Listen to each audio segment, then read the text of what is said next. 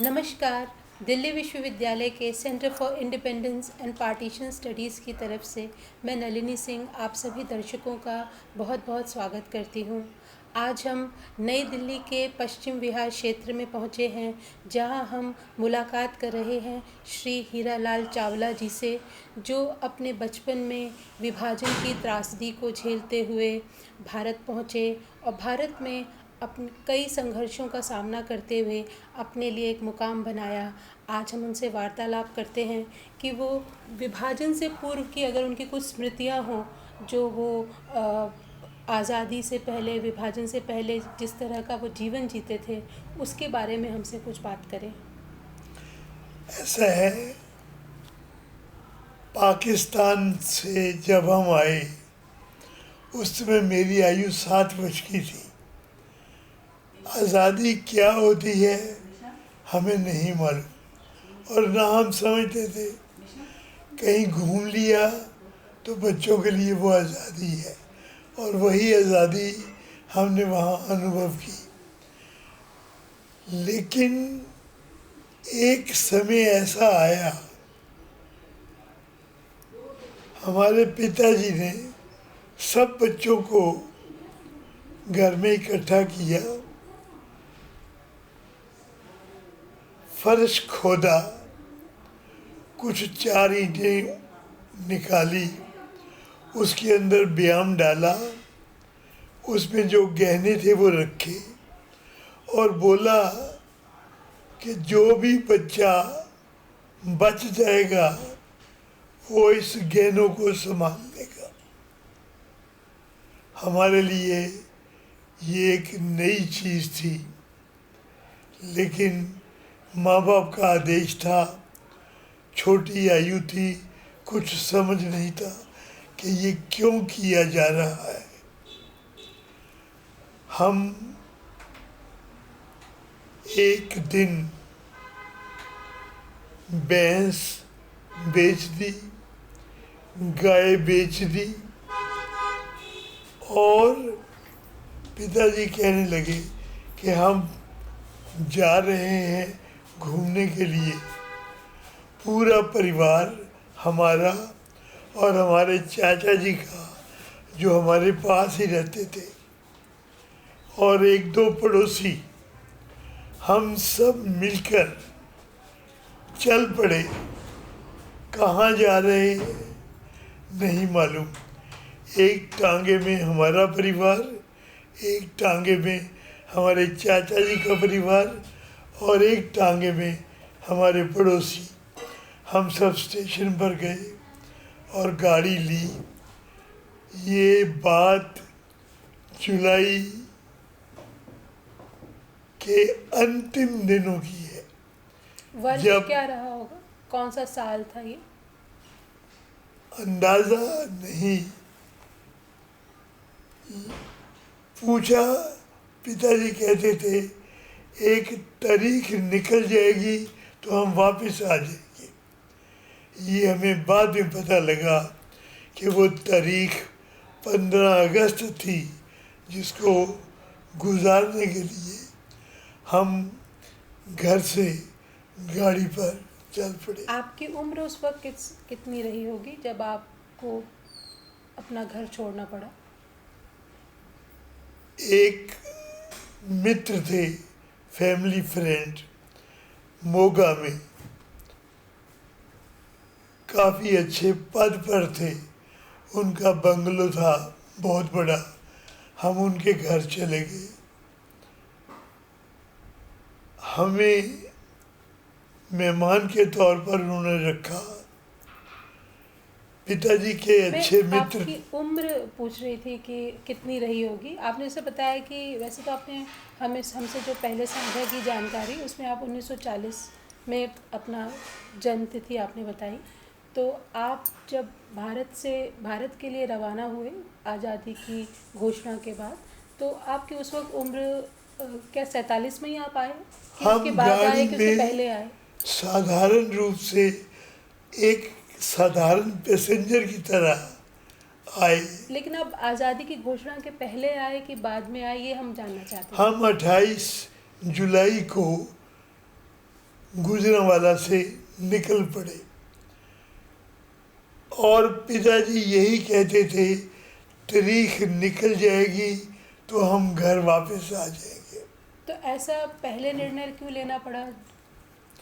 वो तारीख 15 अगस्त निकालने के लिए हमें बताया गया था कि 15 अगस्त निकल जाएगी तो हम घर वापस आ जाएंगे। लेकिन मैं वही पूछना चाह रही थी कि 15 अगस्त में जब ये उद्घोषणा हुई कि भारत आज़ाद होगा और उसका 2 देश बनेंगे, भारत और पाकिस्तान, तो उसके पहले जुलाई में उनको निकलने की हम ऐसी क्या जुलाई में मजबूरी आ गए। ऐसी क्या मजबूरी थी कि हम जुलाई में आ गए। अभी साधारण ढंग से गाड़ी में आए, कोई कठिनाई नहीं हुई। मोगा उतरे, जो हमारे फैमिली फ्रेंड थे, उनका बहुत बड़ा बेंगलो था, वो बहुत अच्छे ओहदे पर थे। तो वो आपका जन्म स्थान जैसे आपने बताया गुजरांवाला था, तो वो भी गुजरांवाला में ही थे? वो मोगा में थे। अच्छा, वो मोगा में थे। हम मोगा पहुंचे उनके घर, और इसलिए आए क्योंकि वो पिताजी के मित्र थे। हम पाकिस्तान में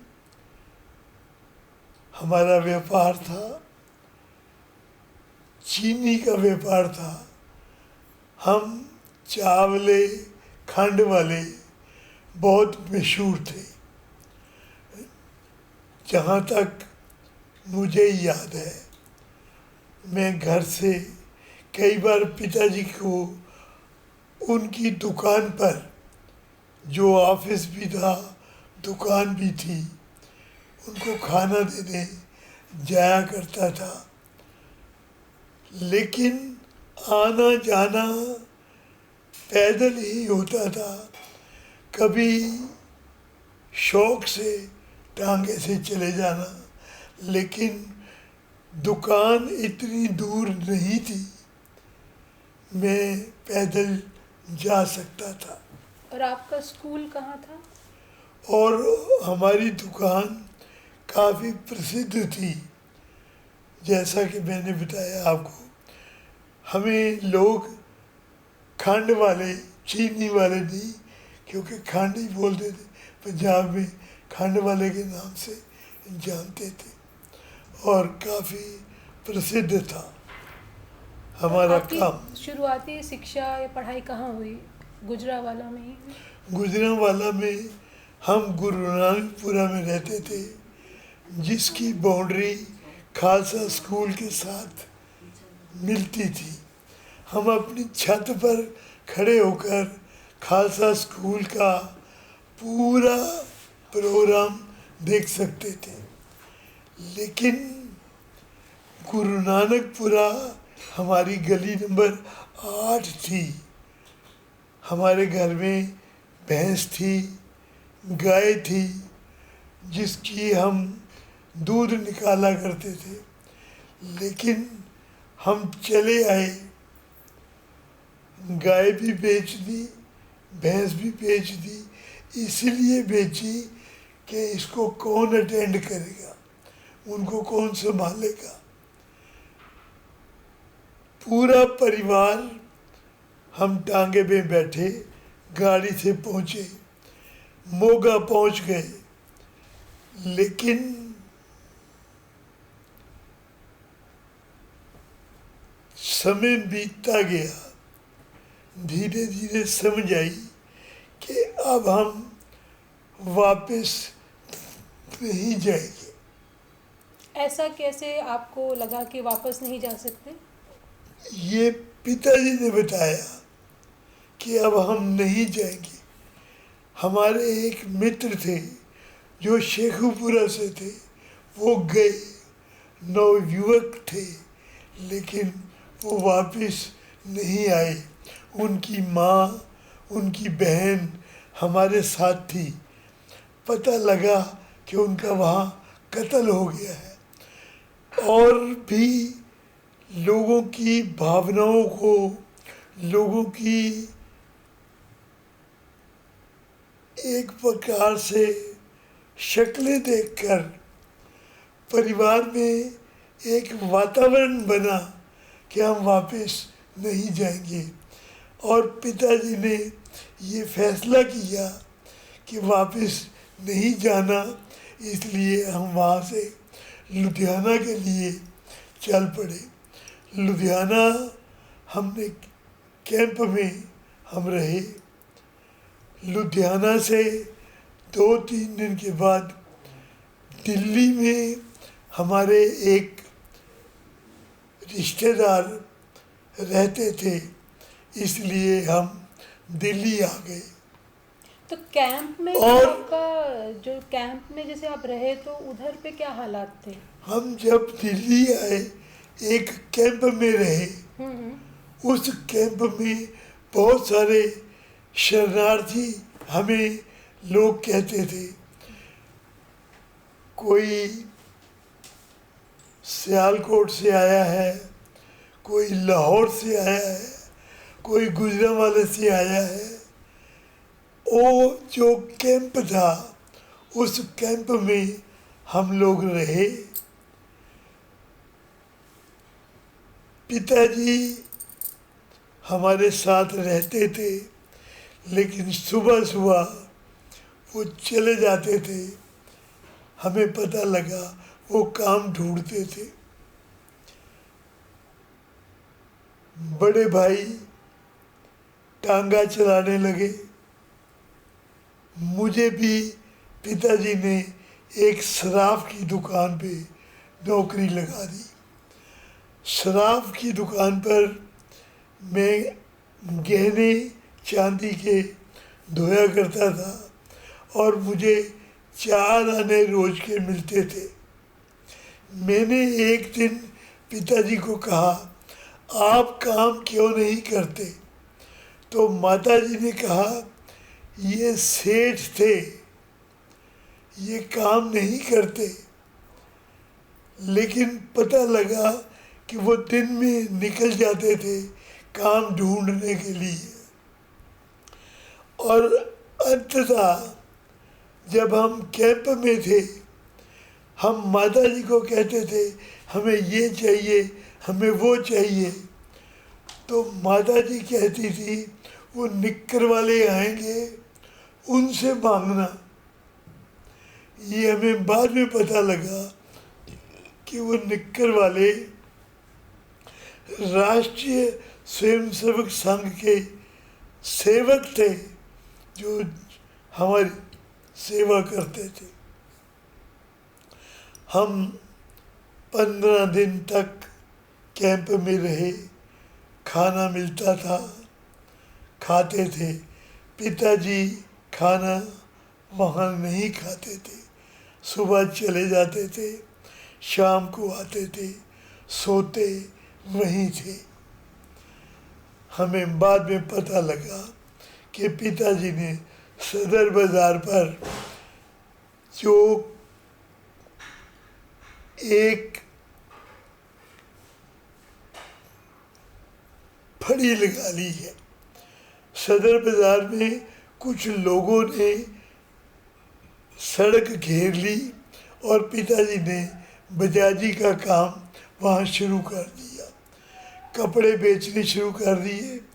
जब उन्होंने काम ले लिया, हमें, हमारे भाइयों को, जो भी कहीं काम करते थे, हम सबको उठा दिया और स्कूल में डाल दिया। हम स्कूल में पढ़ने लगे। हमें काम नहीं करने दिया गया। लेकिन स्कूल में हमें एक दिन पीतल की प्लेटें दी गई। कहते हैं कि ये आज़ादी की प्लेटें हम सबको मिलेंगी। मिली, हमने वो देखी, तब हमें पता लगा कि हम आज़ाद हो गए हैं। लेकिन आज़ादी क्या थी उस समय हमें कुछ समझ नहीं आया। शिक्षा शुरू की, पढ़ाई, स्कूल में पढ़ने लगे। स्कूल में वजीफ़ा मिलने लगा कि ये रिफ्यूजियों को मिलता है।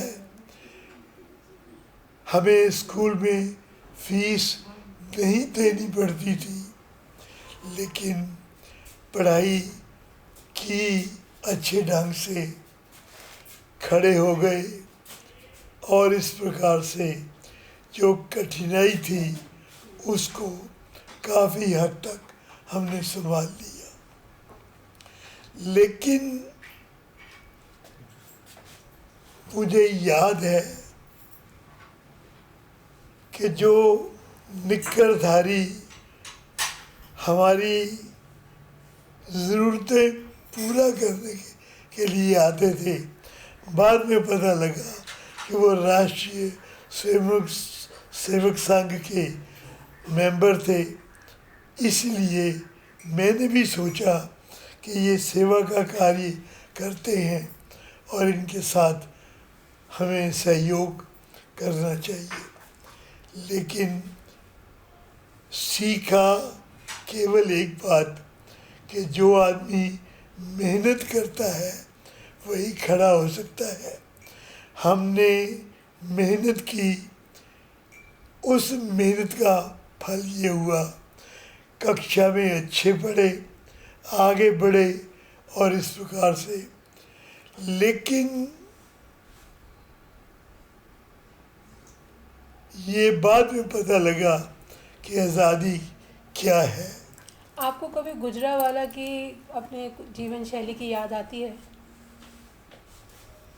कोशिश नहीं की, क्योंकि हमारे साथ जो एक परिवार शेखुपुरा से आया था, उनका बेटा गया, वो वापस नहीं आया। हम छोटे थे, घर का पूरा पता था, घर की पूरी जान पहचान थी, दुकान का रास्ता आता था, लेकिन जा नहीं सकते थे, ऐसा हमको बताया गया। हम नहीं सोचे कि अब कभी जाएंगे तो और ना गुजरावाला कभी जाने का मौका लगा। जी जी। तो गुजरावाला से उस वक्त जो लोग भी निकले होंगे वो सब सुरक्षित आपके जानकारी में भारत तक पहुंच पाए, ऐसी कोई आपको जानकारी हो तो? अब बहुत सारे व्यक्ति अलग अलग जगह पर चले गए। हम लोग दिल्ली में थे, बस्ती और फूल सिंह में कैंप में रहते थे। बाद में जब पिताजी ने 12 टूटी पर कपड़े की पटरी लगाई, हम सबको स्कूलों में डाल दिया। लेकिन धीरे धीरे पटरी पर बहुत सारे लोग ऐसे भी थे, मुझे याद है राजेंद्र कुमार जो एक्टर हुआ करते थे, उनके पिताजी भी हमारे साथ पटरी लगाते थे। ये हमें बाद में पता लगा कि उनके पिताजी भी वहाँ पटरी लगाया करते थे। लेकिन याद आती थी कहीं जाने के लिए। अब धीरे धीरे पिताजी ने काम संभाला, कुछ पैसा कमाया, हमने सदर बाज़ार दुकान ले ली और वो पटरी छोड़ करके हमने दुकान प्रारंभ कर दी और कपड़े की दुकान हमारी अच्छी चलने लगी। और इस प्रकार से हम अपने बलबूते पर खड़े हो गए, भीख नहीं मांगी, कैंप छोड़ दिए, सारा परिवार अपने अपने हिसाब से बढ़ने लगा और पिताजी का काम अच्छा चलने लगा। और याद आती होगी शायद, हम भाई बहन एक जगह पर एक ऐसे कमरे में रहते थे जहाँ 2 परिवार जिनके 14 सदस्य थे, एक कमरा था बड़ा, लगभग 10 फुट और 20 फुट हम 14 के 14 आदमी वहाँ सोया करते थे। लेकिन क्या करते, बाद में हमने मकान लिया, दुकान चली, फिर शिक्षा स्कूलों में प्राप्त की और धीरे धीरे हम खड़े हो गए। पाकिस्तान की याद आती थी, लेकिन हमें पता लगा कि हम आज़ाद हो गए हैं, इसलिए वो पाकिस्तान जो हमारा घर था हम वहाँ नहीं जा सके और न कभी जाने की सोची। तो वहाँ से जो भी लोग आए थे, क्या आप उनके संपर्क में, उनसे रिश्ता नाता है आपका? जो भी लोग वहाँ से आए थे सब अपने अपने धंधे पे जुड़ गए। कोई रोहतक में बस गए, कोई दिल्ली में बस गए, कोई अपने अपना व्यापार करने लगे। तो क्या कभी उनसे कभी आपकी बात होती है? लेकिन हम गुजरांवाला में ज़्यादा पहचान नहीं थी। पिताजी की पहचान थी, उनका संपर्क था, यहाँ भी संपर्क होता होगा। लेकिन एक गुजरांवाला सोसाइटी बनी, हम लोग उसमें ज़मीन नहीं ले सके क्योंकि हमारे पास उस ज़मीन के लिए पैसे नहीं थे। बाद में हमने रोशना रोड पर एक छोटा सा मकान लिया और वहाँ हम शिफ्ट कर गए। वही हम रहने लगे और परिवार पला पोसा वही। आपकी जानकारी में कुछ ऐसे भी लोग हैं जो वहीं रह गए हों और आए ना हो यहाँ पर भारत में? ऐसे कोई आपकी जानकारी में है लोग? जानकारी में कुछ रिश्तेदार थे, उनको हम मिले, लेकिन दुखी थे सब। माता जी के नवरात्रे थे, वो कैंप में खाना नहीं खाती थी क्योंकि माता का पूजन करना होता था। फल लेने के लिए शायद पिताजी कुछ पैसे देते हो तो हमें पता नहीं, लेकिन वो कैंप का खाना नहीं खाती थी। हमें जहाँ तक होश है, जब हम अपने मकान में चले गए तो परिवार अपने पैरों पर खड़ा हो गया। सब पिताजी कई बार सोचते थे, हमें भी याद है, बना बनाया घर, अच्छे फर्नीचर, अच्छे पलंग, अच्छा जिसे हम सोफा कह सकते हैं, अच्छे पलंग, सब छोड़ करके हम चले आए। मेरे खिलौने थे, मुझे याद आते हैं, लेकिन माता जी यही कहती थी, हम नहीं जा सकते। पिताजी ने बताया हम नहीं जा सकते, लेकिन जब सब ने कहा नहीं जा सकते तो हम संतुष्ट हो गए। मुझे अच्छी तरह से याद है, हमारा अच्छा घर, सुंदर घर, इससे भी अच्छा, लेकिन अब हमें पता लगा हम आज़ाद हैं, लेकिन इस आज़ादी का अब अनुभव करते हैं दिल्ली में जब आप लोग रहने लगे तो यहाँ के जो स्थानीय लोग थे जो पहले से रहते थे, उन लोगों के आपके प्रति क्या व्यवहार था? सब अपने अपने परिवार के साथ जुड़ गए और अपने अपने धंधे में, जैसे कोई किसी की शक्ति थी कोई करने लगा काम। लेकिन कैंपों में कोई लोग नहीं रहे। जितने लोगों का मुझे पता था वो सब धीरे धीरे कैंप छोड़ते गए और अपने अपने घर बसाने लगे। हमारी जब कपड़े की पटरी थी वहाँ एक आदमी मूंगफली बेचा करता था। वो यही कहता था, आज़ादी दे गुण गा लो, हुण तुसी मूंगफली खा लो। शायद वो भी कोई सेठ होगा जो आजकल मूंगफली बेचकर गुजारा कर रहा था। कभी याद आता था तो हम दुखी होते थे, कभी हम उसको अंकल जी कहकर बुलाते भी थे।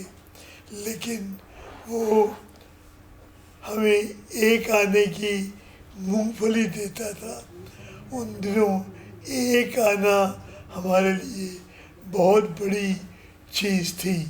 लेकिन आना, दवतनी, चौथी, ये सब हमारे यहाँ डिफेंस का काम किया।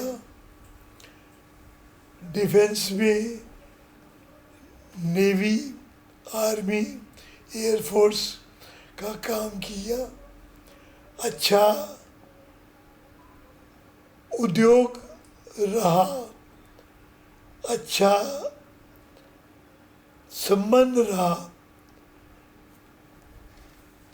लेकिन इसके पश्चात बॉटलिंग में काम किया। कोका कोला, पेप्सी कोला, ये मेरे कस्टमर थे। इम्पोर्ट सब्स्टिट्यूशन के लिए मैं बहुत प्रसिद्ध था। काफ़ी समय तक, लगभग 50 साल तक मैंने उद्योग चलाया। अब मैं कोई काम नहीं करता, जनता सेवा करता हूँ। आर्य समाज से संबंधित हूँ। आर्य समाज पश्चिम बिहार का फाउंडर प्रेसिडेंट हूँ। डीएवी कॉलेज मैनेजिंग कमेटी में मैं एक एग्जीक्यूटिव का मेंबर हूँ और जनता सेवा सहयोग के लिए हर समय तैयार हूँ। जी जी। तो आपने इतने संघर्ष के बाद आखिर से इतनी सफलताओं को भी देखा, तो प्रभु बड़ा की ही प्रेरणादायक है हमारे लिए। प्रभु की कृपा है। मैडम की पेंशन है, मेरी तो है नहीं, लेकिन गुजारा चलता है। यहाँ पर एक प्रश्न और पूछना था कि आपको जो आज़ादी के पहले जो पाकिस्तान में जो रीति रिवाज थे, जो संगीत था, गाने थे, क्या आपको आज भी याद हैं वो? अभी पाकिस्तान जाने का मौका नहीं है ये कुछ बचपन की यादें और हैं। हम सोचते भी नहीं कि पाकिस्तान जाना है। जी, आपका अब हम स्वतंत्रता, आज़ादी, इंडिपेंडेंस और विशेषतः गणतंत्र की महत्ता को समझते हैं, अपने वोट की कीमत जानते हैं, उस वोट का प्रयोग करते हैं और ठीक ढंग से प्रयोग करते हैं। ये बताने की ज़रूरत नहीं है कि हम कहाँ प्रयोग करते हैं। एक अच्छे ढंग से प्रयोग करते हैं और ताकि गणतंत्र चलता रहे। जी, ये तो बहुत ही प्रेरणादायक बातें आपने बताई और आप आज़ादी को अब महसूस कर रहे हैं, ये भी एक आपने रोचक तथ्य हमसे साझा किया। हम आपके इस वार्तालाप के लिए और हमें समय देने के लिए आपका बहुत बहुत आभारी और धन्यवाद आपको ज्ञापित करते हैं। भविष्य में आपसे यूं ही मुलाकात होती रहे, हम हमेशा चाहेंगे, आपसे प्रेरणा लेते रहेंगे। बहुत बहुत धन्यवाद। धन्यवाद। अब हम धन्यवाद करेंगे श्री दयानंद बबलानी जी का, जिन्होंने हमें श्री हीरालाल चावला जी से मुलाकात करने का अवसर प्रदान किया। हम धन्यवाद करेंगे दिल्ली विश्वविद्यालय के माननीय कुलपति श्री प्रोफेसर योगेश सिंह जी का। हम धन्यवाद करेंगे centre for independence and partition studies के चेयरमैन श्री रवि प्रकाश टेकचंदानी जी का, सेंटर के डायरेक्टर प्रोफेसर रविंद्र कुमार जी का, सेंटर के joint director professor ज्योतित्रयन Sharma ji का, जिन्होंने हमें इस वार्तालाप का अवसर प्रदान किया। हम अंत में धन्यवाद करेंगे श्री गुरजीत जी का, जिनकी वीडियोग्राफी की महारत से आज हम YouTube चैनल पर उपलब्ध हैं। हमारे जितने भी वीडियोस पार्टीशन के त्रासदी को झेल चुके लोगों के बारे में हैं, वो सभी वीडियो हम YouTube पर अपलोड कर चुके हैं और काफ़ी सारे अपलोड करने बाकी हैं। तो हम गुरजीत जी का इसके लिए बहुत बहुत धन्यवाद देते हैं, जो हमें जनता तक पहुंचने का मौका देते हैं। गुरजीत जी का हृदय से धन्यवाद, और हम धन्यवाद करते हैं सभी का जो इस चैनल को देख रहे हैं। नमस्कार।